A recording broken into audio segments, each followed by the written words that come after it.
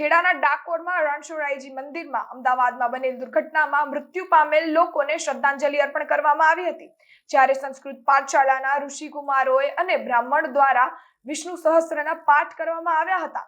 ત્યારે તેમજ લોકોને મૃતકને શ્રદ્ધાંજલિ પણ અર્પણ કરવામાં આવી હતી। ત્યારે 2 મિનિટનું મૌન ધારણ કરી અને શ્રદ્ધાંજલિ અર્પણ કરી હતી। જ્યારે આ દુઃખદ ઘટના અંગે મંદિરના પ્રશાસનીઓ દ્વારા વિષ્ણુ સહસ્ત્રના પાઠનું આયોજન કરવામાં આવ્યું હતું। જે વિમાન દુર્ઘટનાનો બનાવ બન્યો અને તેમાં જે યાત્રિકો મૃત્યુ પામ્યા તેમને શ્રદ્ધાંજલિ રૂપે અને તેમના આત્માને શાંતિ મળે એ અભ્યર્થે ડાકોરમાં સંસ્કૃત પાઠશાળાના વિદ્યાર્થીઓ, ડાકોર રણછોડરાયજીના મેનેજર, કર્મચારીગણ તેમજ ટ્રસ્ટીગણો ઉપસ્થિત રહી અને વિષ્ણુ સહસ્ત્રના પાઠનું આયોજન કરવામાં આવ્યું હતું। 3 જગાએ પાઠનું આયોજન કરેલું હતું।